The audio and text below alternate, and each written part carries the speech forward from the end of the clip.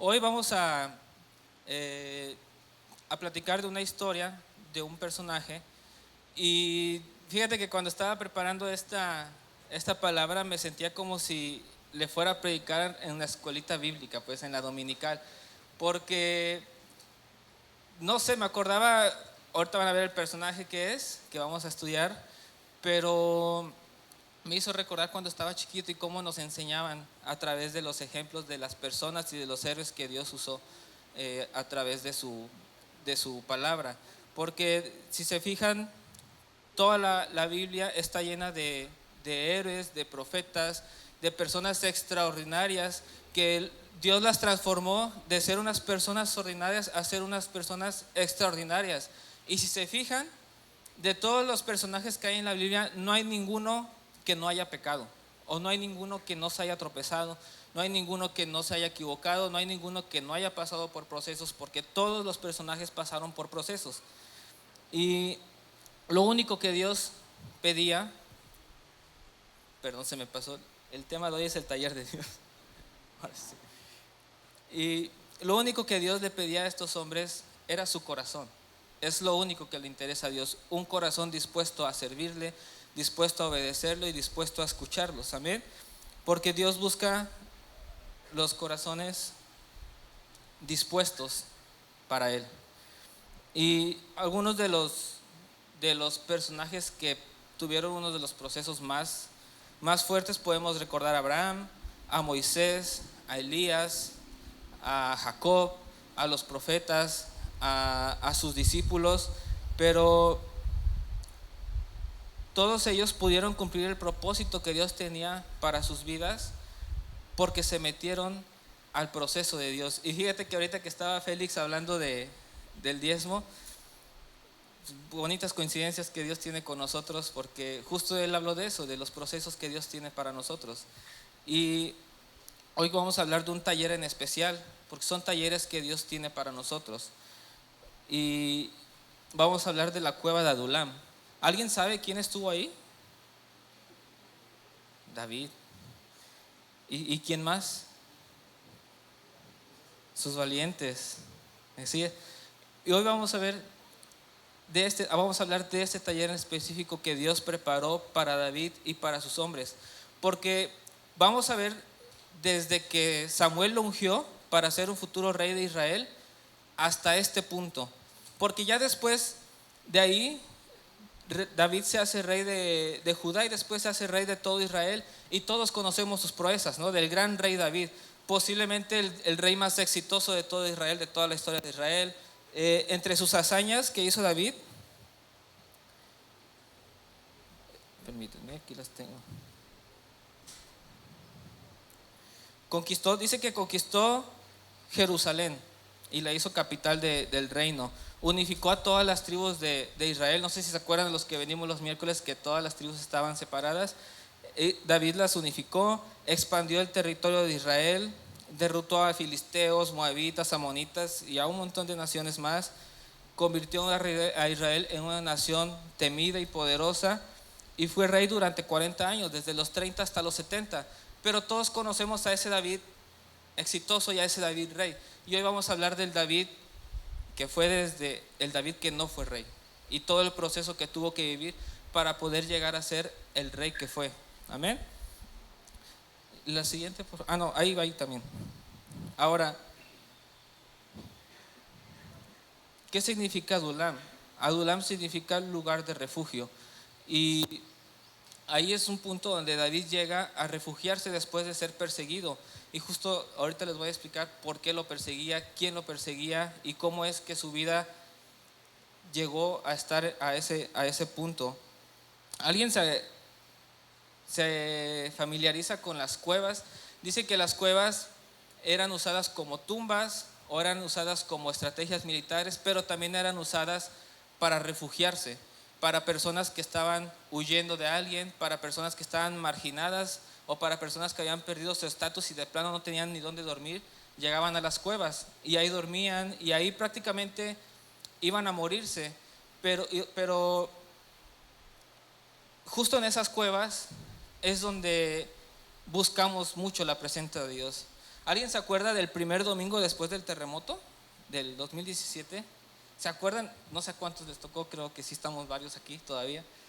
Pero estaba llenísimo el templo y veías a un montón de gente adorando y un montón de gente llorando. Y ese día oramos, me acuerdo, y se veía la presencia de Dios como nunca, porque era una cueva que todos estábamos viviendo. Y justo por eso dicen que en las cuevas vienen las oraciones más sinceras hacia Dios, porque es cuando buscamos su presencia. Y David estaba ahí, en una cueva, huyendo. Y la siguiente, por favor. Ahora, el camino no siempre es fácil para las promesas que Dios tiene para nosotros. Primero tenemos que pasar por un proceso el cual Dios tiene preparado para nosotros, porque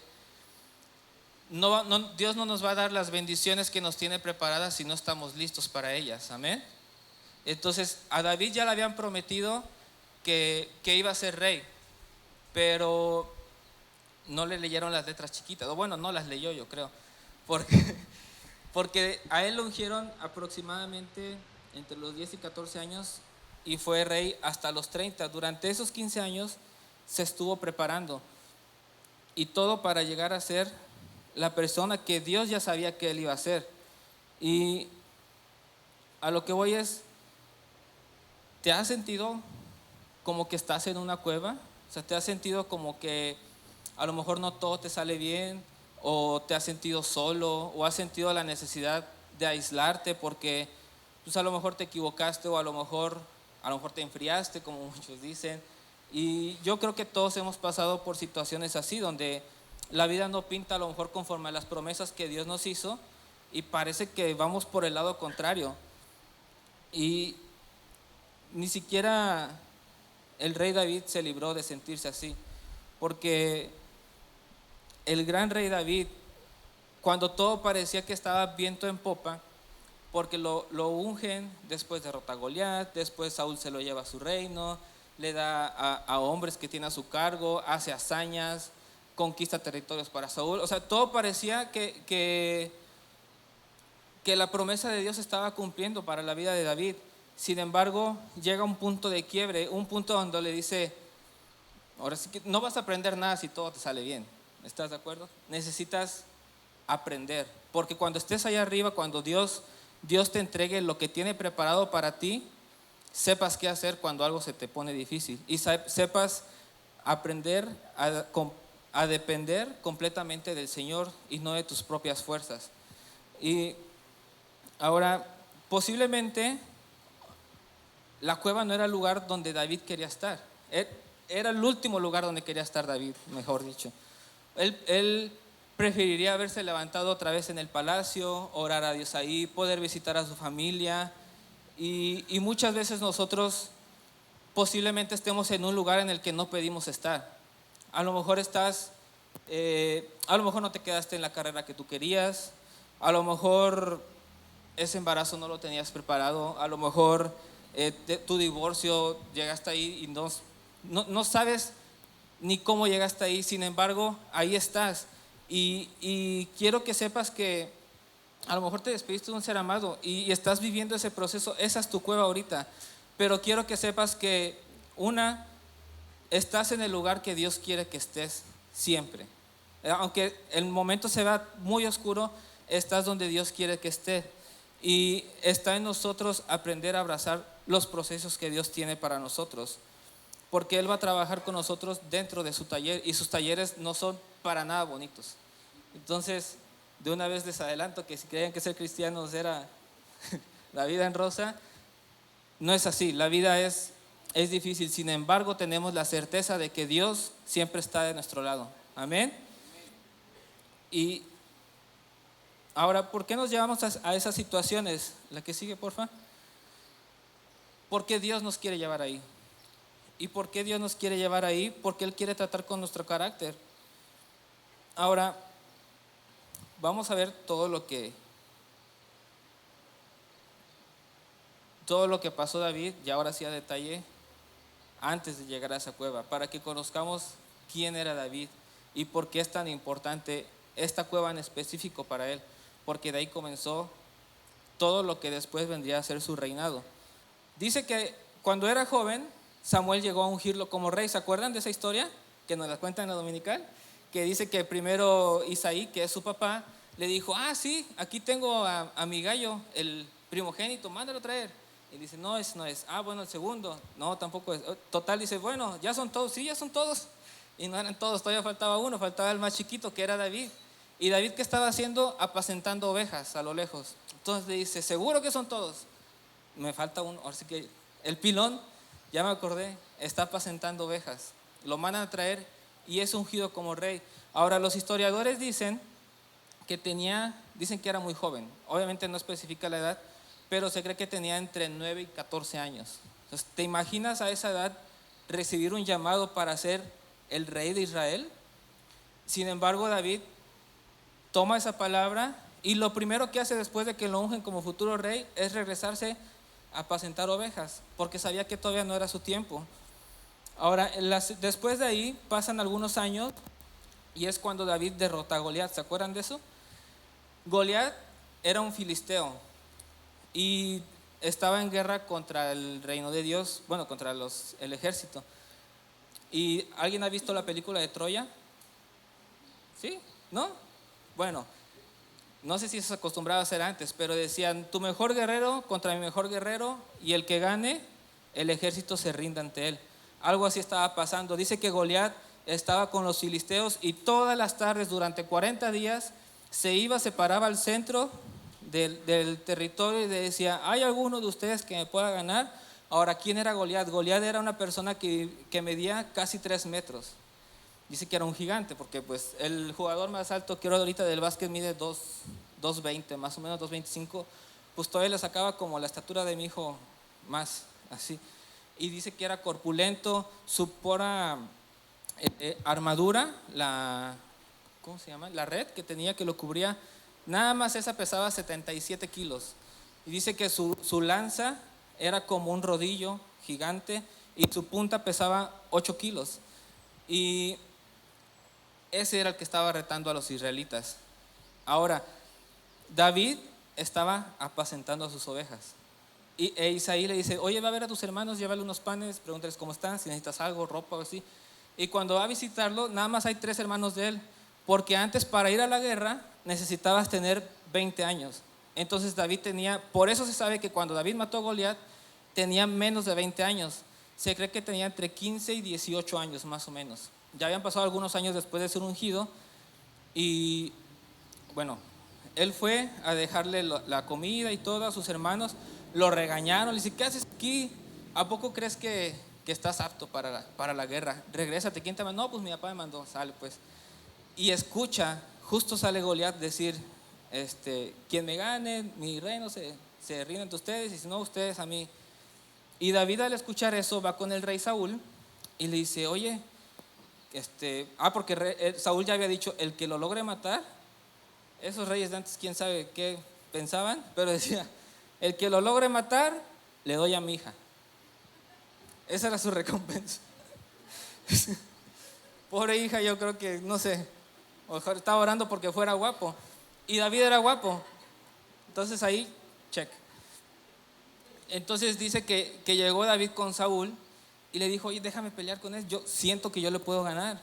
Pues, ¿por qué? ¿Cómo? Si estás bien chamaco, no tienes ni edad. Dice, no, pero cuando cuido las ovejas, han llegado osos y han llegado leones y yo los mato con mis propias manos. Dios me ha respaldado para poderlos matar, no soy yo. Siempre ha sido Dios. Y yo creo que Dios va a estar de mi lado para poder matar a ese gigante y entregártelo en tus manos. Saúl duda un poco y le arriesga todo su reino y le confía a David esa tarea. Y ya todos sabemos la historia. Llega David con su onda, le pega y con la propia espada de Goliat le corta la cabeza y le entrega la cabeza a Saúl. Después de ahí, pues Saúl y todo Israel se rinde ante David. Se rinde entre comillas, pues, porque ahora David es el guerrero más poderoso y más temido de Israel. ¿Están de acuerdo?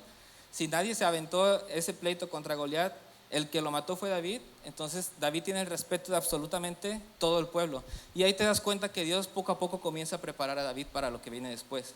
Sin embargo, es importante notar que David, cuando se regresó a cuidar a sus ovejas después de ser ungido, él no dejó de prepararse. Amén. Durante todo el proceso, cuando Dios te hace una promesa, no es nada más, ya Dios me prometió que voy a tener un trabajo y voy y me acuesto a ver cuándo me llega el trabajo. No es así. Tú te sigues preparando porque Dios te da las oportunidades, pero no te las va a dar si tú no estás preparado, como lo vimos hace un rato. Amén. Y David estaba preparado justamente para ese momento. Durante esos años se estuvo preparando, no sabía ni para qué, pero resulta que se preparó para matar a Goliat. Y después de ahí venía lo que sigue, que fue que Saúl lo reclutó y lo utiliza para librar batallas contra él. Después de ver que mató a Goliat, Saúl lo recluta y le dice, yo quiero de esos para acá. Y le da gente al mando. ¿Y alguien se acuerda de lo que cantaban las mujeres después de que David venía a hacer sus hazañas? Porque antes las historias se contaban así, mediante canciones. Se pasaban de generación en generación con canciones, después hacían leyendas y demás. Y decían, Saúl mató a 1000 y David mató a sus 10,000. Entonces, ahí es donde les digo que todo parecía ir bien para David. Porque si te pones en el lugar de David, pues tú dices, yo creo que ya unos 5 años y ya voy a ser rey. Porque, ¿qué más me falta? Ya tengo a este ejército al mando, ya todo el pueblo me quiere, ¿qué podría salir mal? Y ahí vemos lo manda a traer, perdón, les traje las citas por si lo quieren leer porque está bien padre esta historia. En el primer punto, cuando lo ungen, es en 1 Samuel 16. En el segundo punto, cuando David derrota a Goliat, es en 1 Samuel 17. Y cuando Saúl lo manda a traer, es en el capítulo 18, versículos del 1 al 5. Ahora sí, la siguiente, por favor. Ahora, en 1 Samuel de 18 a 6 en adelante, es cuando les pasa esto que les digo. Saúl comienza a tener celos de David. Porque fíjate que Saúl, a pesar de haber sido ungido por Dios para ser rey, dice que Dios poco a poco se empezó a apartar de él. Llegó un punto donde por completo se apartó de Saúl. Pero porque Saúl ya le había ganado el poder. Saúl, ya ven que antes se heredaban los reinos, no le quiso heredar los reinos a su hijo. Entonces, pues dijo Dios, pues aquí tengo un rey, preparándome, aquí está David. Y Saúl comienza a tener celos de él porque resulta que ahora pareciera que todo el pueblo quiere más a David que a Saúl. Entonces, en el capítulo 19, Saúl, comienza a perseguir a David. Saúl a David. Ya, ¿verdad? Porque si no voy a enredar más. Ahora, aquí quiero quedarme un ratito más, porque en el capítulo 21, bueno, ahí hace un trato con Jonatán, que es su hijo y su mejor amigo. Dice, no, ¿cómo crees? Yo te voy a proteger de mi padre. Si necesitas algo, pues ahora sí que aquí estoy. Eran mejores amigos, Jonatán y David. Pero en el capítulo 21, Jonatán se da cuenta que sí, que de verdad querían matarlo. Y David comienza su huida. Y ahí es cuando la vida de David comienza a desmoronarse. Porque después de venir todo saliéndole bien, resulta que ahora tiene que huir porque lo quiere matar el rey que lo había mandado a traer, el rey que le pidió que se casara con su esposa, el rey que pareciera que Dios lo estaba utilizando para bendecirlo, era el mismo rey que ahora lo quería matar. Y no sé qué, siento que muchas veces nosotros, hay una frase que dice, no dejes que tus victorias te derroten, porque muchas veces llegamos a ese punto donde nos confiamos tanto que creemos, como nos dijo Félix, pues parece que todo lo hice yo, y te confías. Y Dios dice, no, todo lo que tú tienes, yo te lo di. Y es bien peligroso ponerse en esa situación porque, bueno, David no se puso ahí porque quiso, o sea, no, estoy tomando eso de referencia, pero es muy peligroso ponerse en esa posición porque cada vez vamos a creer que dependemos menos de Dios cuando no es así, cuando todo lo que tenemos es gracias a Él, cuando todo lo que nos pasa, bueno y malo, es gracias a Él. Nosotros no sabemos los métodos que Él está utilizando, ni qué parte de nuestro carácter o de nuestra vida está tratando. Sin embargo, jamás debemos de soltarnos de su mano. Por eso David fue quien fue, porque David jamás se soltó de la mano de Dios. A pesar de ser perseguido, él bien le pudo haber reclamado a Dios, bueno, o sea, pues de qué se trata, ¿no? O sea, ya tenía todo en bandeja de plata, ¿por qué ahora me mandas a atormentar con Saúl? Porque dice que todo fue provocado por Jehová. Jehová se enojó con Saúl porque no quería que sus descendientes fueran reyes, pero llega una parte en la Biblia donde dice que Jehová se apartó, el Espíritu de Dios se apartó de la vida de Saúl, y Saúl lo sintió, y dice que Dios le dio la entrada a un espíritu atormentador. Ahora, ¿qué iba a provocar esto? Que Saúl quisiera matar a David. Entonces vuelvo a lo que les decía al principio, estamos en el lugar donde Dios quiere que estemos, porque David no hubiera sido perseguido si Dios no le hubiera permitido eso a Saúl, si Dios no le hubiera abierto la puerta al espíritu atormentador. Entonces por eso David comenzó a huir y comenzó a vivir el último proceso que iba a vivir como persona ordinaria, por así decirlo.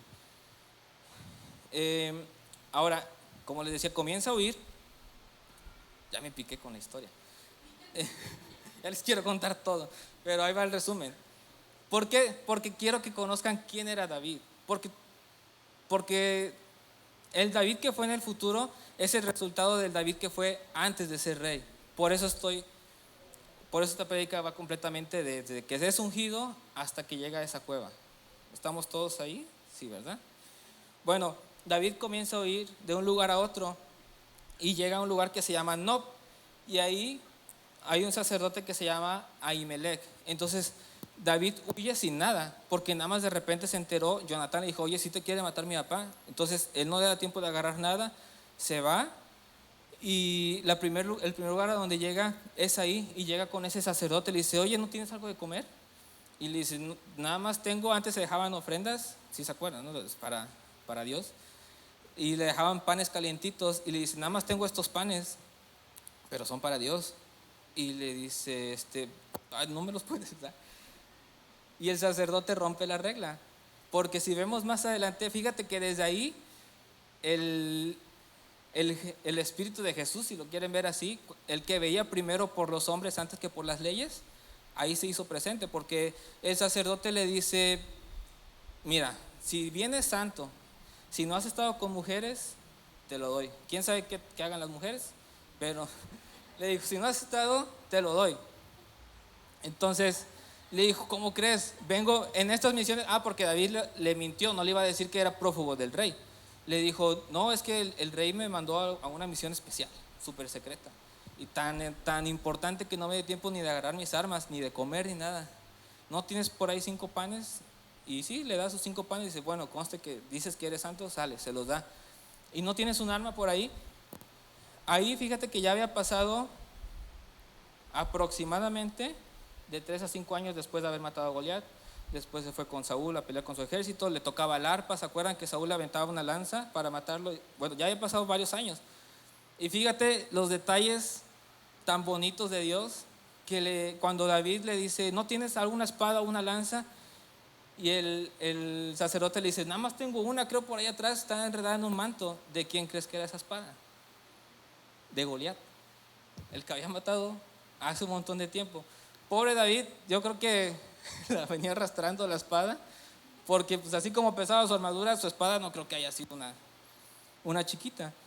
Total, que de ahí huye a otra ciudad y llega con un rey que se llama Aquís, por si quieren apuntar. La ciudad se llamaba Gat. Ahora, ¿se acuerdan que les dije que Goliat era un filisteo? El mayor guerrero de los filisteos. Y Gat era una ciudad filistea, pero estaban rendidos ante el reinado de Israel, porque pues David hace varios años les había ganado, ¿se acuerdan? Hace 3 minutos que les conté. Ahora David huye para allá, quién sabe por qué. Porque fíjate el contexto en el que llega David a esa ciudad, y Siento que muchas veces nos metemos en esos problemas de a gratis nosotros, porque llega a esta ciudad que es filistea con la espada de Goliat, su mejor guerrero, y lo empiezan a reconocer todos los siervos del rey. Y le dicen, oye, ¿que ese no es el rey de las tierras? Le decían, ese no es el que mató a nuestro Goliat. Y David, en cuanto escucha eso, no sé qué estés dispuesto a hacer para salvar tu vida, pero David empezó a actuar como si estuviera loco. Se empezó a caminar no sé cómo. Bueno, la Biblia describe que David empezó a actuar como loco, que empezó a arañar las puertas de las casas, que se le salía baba por la boca. Yo creo que se peleaba ahí con todo el mundo, nada más empezó a fingir demencia porque se dio cuenta que lo reconocían y se lo llevaron al rey, y el rey dijo, yo, ¿para qué me traen a este? Este es otro loco.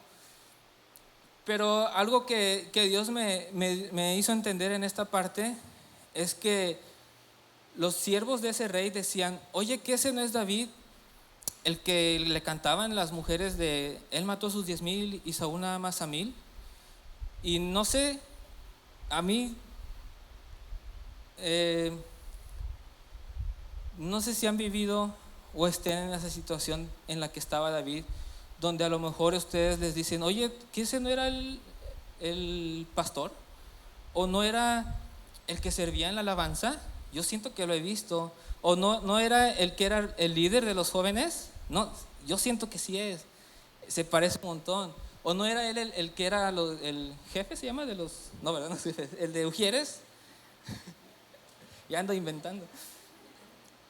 Pero yo decía, pues para empezar él se fue a meter a esa tierra, ¿no? Que lo iban a reconocer. Pero pues también muchas veces nosotros, si los enemigos o las personas que están afuera ven nuestros tropiezos y ven nuestra situación, porque te imaginas la situación en la que estaba David. Ayer estaba tocando el arpa en el reino a Saúl. Ayer tenía todo un ejército a su mando. Si David decía, vamos ahorita a atacar esta tierra, iban y la atacaban. David entraba y salía cuando quería del reino y todos los soldados lo reconocían. Casi que dice que todos se cuadraban con él. Ahora, ese mismo David que ayer estaba ahí, hoy estaba fingiendo demencia en otro reino, en un reino que ellos ya habían conquistado, que era el de Gal, el de los filisteos. Y es uno de los momentos más difíciles de la vida de David, porque parece que Dios lo abandonó por completo. Pero recuerda que siempre estás donde Dios quiere que estés, y algo vas a aprender ahí. Y es importante abrazar todos estos procesos. Y a lo mejor ahorita ves con nostalgia, no sé si, yo me acuerdo que hace como 10 años yo servía con la hermana Lupita en consolidación, y me llegaba eso a la mente y decía, no es él el que estaba en consolidación hace un buen, porque si bien a lo mejor son los enemigos o nuestras propias voces los que nos hacen creer eso, siento que también es Dios, porque Él no nos deja de ver como lo que fuimos. Amén, porque Él, si una vez tú le serviste, Él se acuerda que le serviste y que tu vida está para Él. Y Dios te manda a lo mejor a esa gente a decirte, te hace recordar quién eres cuando estás en esos momentos difíciles. Y tú abrazas, en lugar de rechazar, porque es válido estar peleado. Yo siempre les he dicho aquí, como un montón hasta parece que les aconsejo estar peleados con Dios, pero no. Lo que digo es que es normal enojarnos con la vida, con quien tú quieras, te digo, hasta con Dios, pero no está bien soltarse de su mano, porque Dios siempre está ahí. La Biblia dice que Dios está a la puerta de nuestro corazón, y si alguno lo oye y abre la puerta, Él va a entrar y va a cenar con nosotros. Dios, aunque tú lo hayas sacado de tu vida, entre comillas, Dios siempre está ahí a la puerta, esperando a que regreses. Amén. Y en ese punto estaba David. Ahora, no sé en qué posición estés, ni siquiera sé si estás en una cueva ahorita, no sé si ya pasaste por una, no sé si vas a pasar por alguna más adelante, pero quiero que sepas eso. Una, no te sueltes del Señor, no te olvides de sus promesas, no corras de las consecuencias de tus actos, abraza el proceso, y sobre todo no te olvides de que Dios siempre va a estar contigo. Amén. Y estos momentos en donde a lo mejor te sientes solo o te vas a sentir solo, es momentáneo, es lo más importante de esta enseñanza. Nada más va a ser pasajero, va a ser un ratito. A lo mejor en 10 años, 20 años o 15 años te vas a acordar de que, oye, ¿te acuerdas cuando, como ahorita del temblor? No, no está bonito, pero ya no duele como cuando lo estábamos viviendo. Y ese es el poder que Dios tiene con nosotros, porque nos enseña de una manera tan especial y tan única que nos hace vencedores después de salir por esos momentos difíciles. Y no cualquiera lo hace. Ahora, a la cueva, ahora sí ya llegamos a la cueva. Ya supimos quién era David y ya empezamos a ver cómo se empezó a desmoronar su promesa, por así decirlo. Y a la cueva llega un David que está siendo perseguido para muerte, llega un David con hambre, llega un David con miedo, un David con dudas, un David sin nada, un David que lo tenía todo y de la noche a la mañana se da cuenta que no tiene nada. Se da cuenta, yo creo que por su cabeza pasó de que, o sea, Dios es dueño de todo. O sea, si Dios ahorita me tiene aquí, mañana voy a estar aquí si Dios quiere. Pero eso no me va a alejar de Dios. Por eso decía la Biblia que David tenía un corazón conforme a Dios. Porque él era un adorador, que se aventó la mayoría de los salmos. Él, vemos más adelante que de todos los pecados que le dicen que comete, de ninguno lo niega, ninguno. Y siempre dice, yo pequé, yo voy a pagar las consecuencias. Quiere decir que es un David que abraza los procesos de Dios. Por eso era un corazón conforme a Dios, no porque fuera perfecto, sino porque Dios busca corazones que estén dispuestos a rendirse a Él. Amén. Y así como Él estaba dispuesto a rendirse a Él, si nosotros queremos tener un corazón conforme al de Dios, tenemos que practicar lo que David practicó. Ahora vamos a leer el capítulo 22 del 1 al 2, que aquí fue cuando comenzó todo. La que sigue, por favor. Ese es el que dice que no era él el que era pastor, rey. La que sigue. La que sigue, por favor. Ahora, ahí, por favor.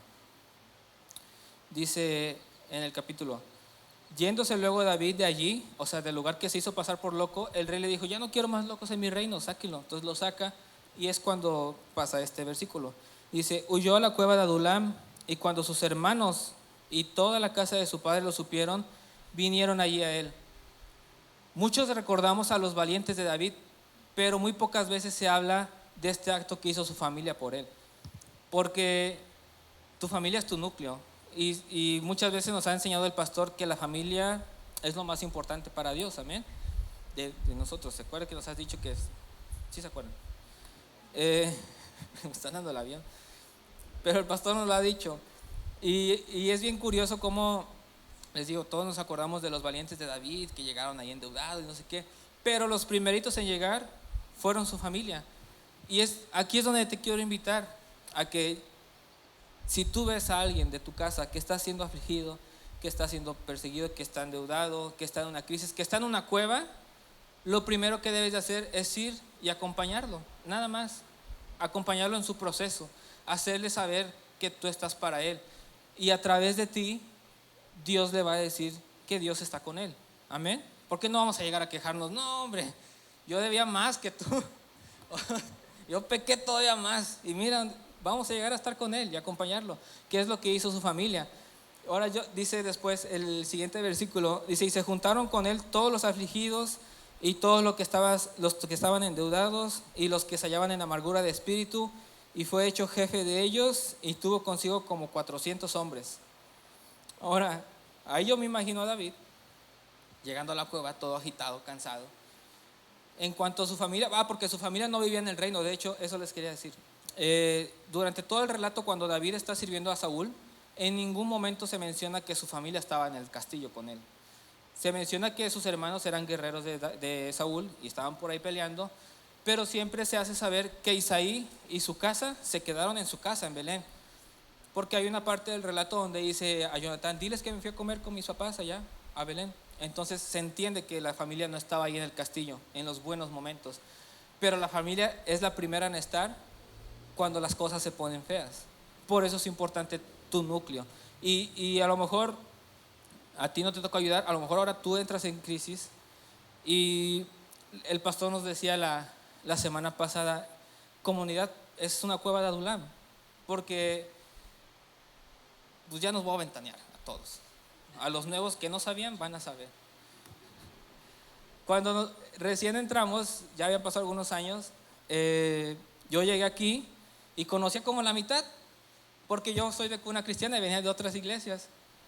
Y después llegaban otros y también, oye, se lo conocí ¿de dónde? De tal iglesia, ¿no? Y aquí lo conozco de tal iglesia. Y todos nos conocíamos porque habíamos estado en otras iglesias. Y éramos personas que estábamos siendo a lo mejor afligidas, a lo mejor nos habíamos enfriado, a lo mejor habíamos salido de problemas en otro lado. No nos interesaba. Aquí era una cueva.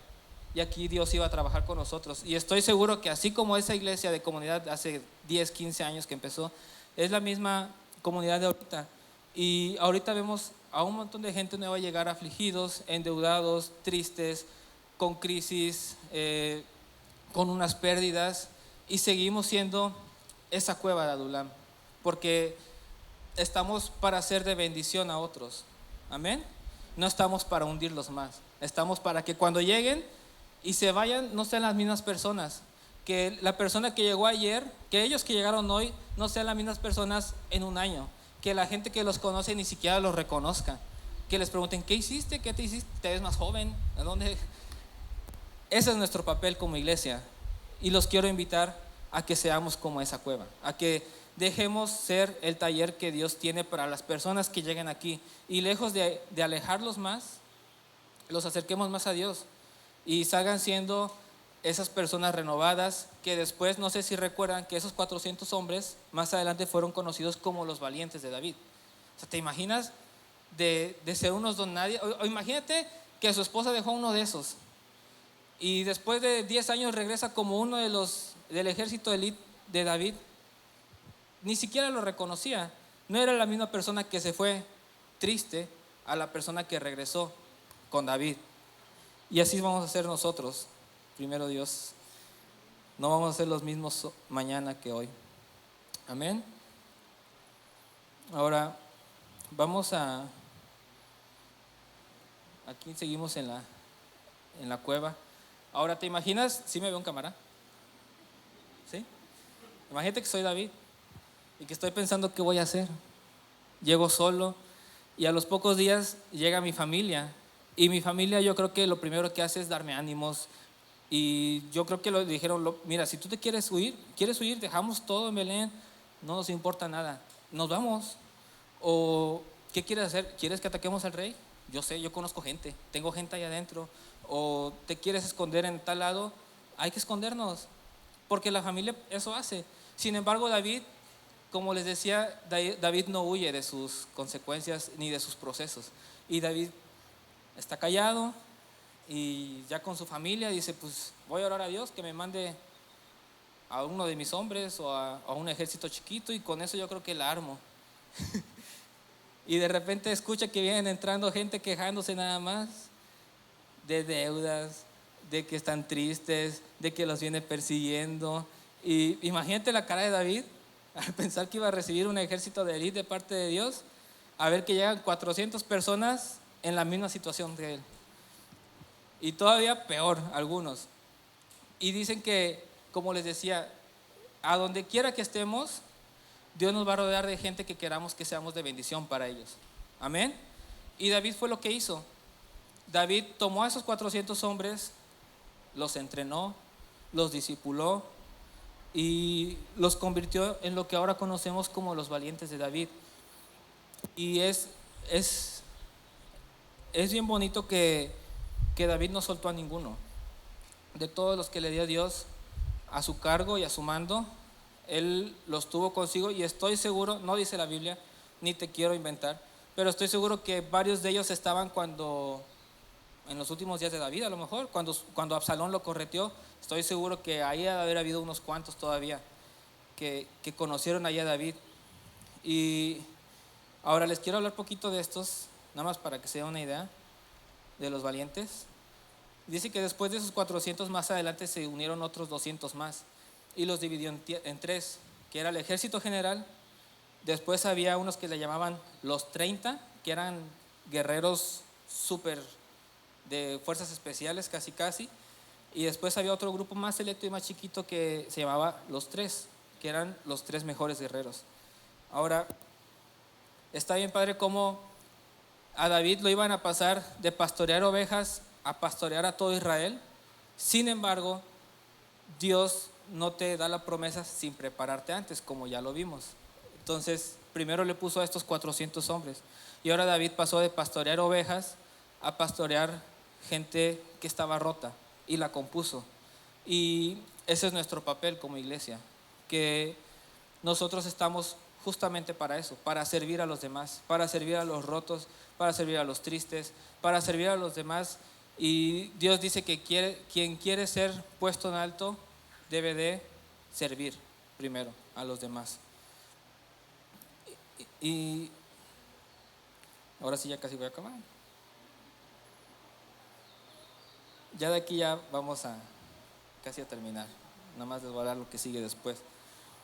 David estuvo corriendo durante 10 años aproximadamente.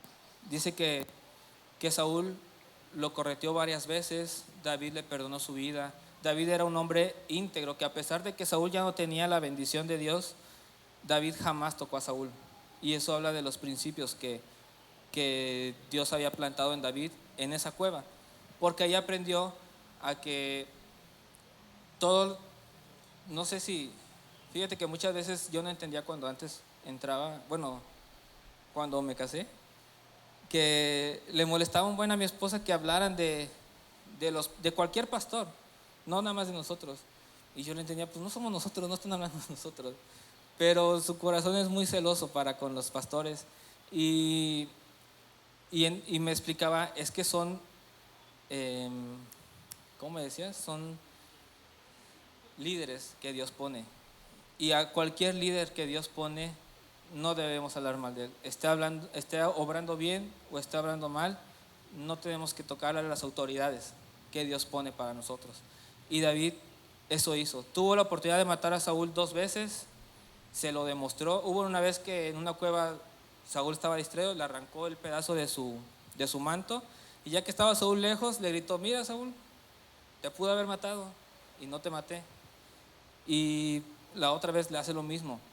A lo que voy es de que esa cueva de Adulam preparó a David para tener ese corazón. Si David no hubiera pasado por ahí, hubiera actuado por sus propias manos, sí, y no hubiera sido el David que conocimos. Y de hecho sus hombres le decían: mátalo, ya lo tienes aquí. Y David se permaneció fiel a lo que creía. Y ya casi terminamos. ¿Me puedes ayudar? Alabanza, por favor. Ya nada más les voy a contar de unas hazañas que hicieron esas personas, porque eran irreconocibles. Mira, aquí te voy a leer lo que hicieron los tres. Dice que uno se llamaba José Basebet. Dice que mató a 800 hombres en un día. Bueno, en una ocasión, dice. El otro era Eleazar, de que yo creo que de este se acuerdan muchos.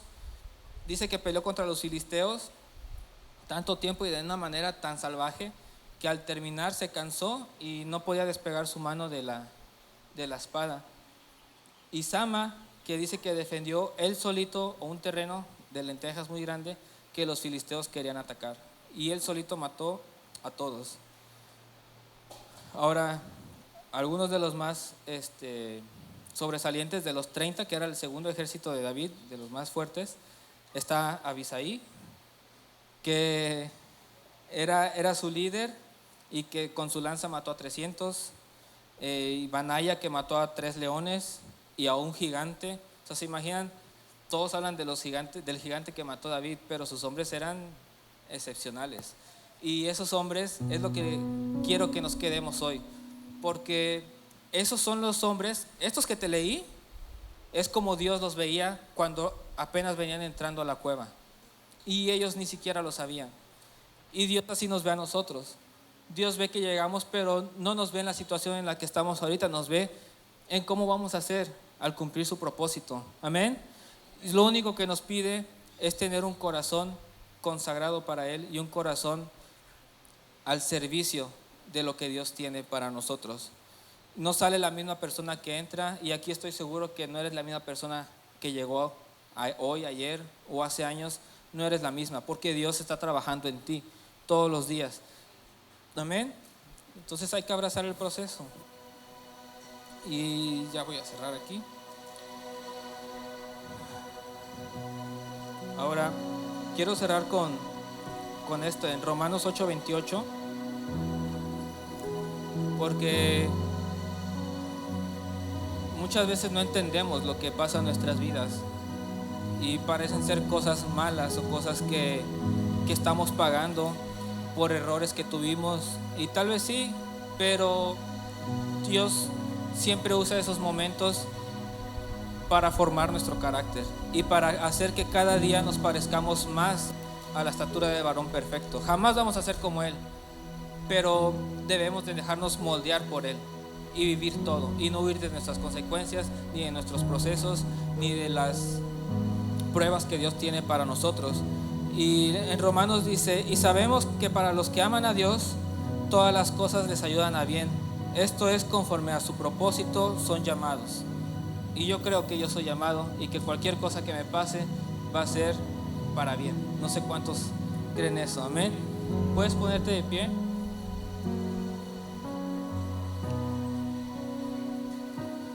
Y hoy quiero decirte de parte de Dios que Dios quiere restaurar esa parte de ti que a lo mejor ves perdida. Dios quiere restaurar tu matrimonio. Dios quiere restaurar tu ministerio, si a lo mejor lo dejaste. Dios quiere restaurar tu negocio, tu liderazgo. Dios te quiere restaurar a ti. Dios quiere que lo ames como cuando se conocieron, como en el primer día, como cuando sentías que te ardía el cuerpo por Él. Dios quiere eso. Dios quiere traerte otra vez a ese momento cuando conociste a Él, cuando viste su presencia, cuando todos los días le adorabas, cuando todos los días orabas a Él, cuando querías contarle a todos que habías conocido a Dios y que habías conocido a un Dios maravilloso. Y Dios quiere llevarte a ese punto otra vez.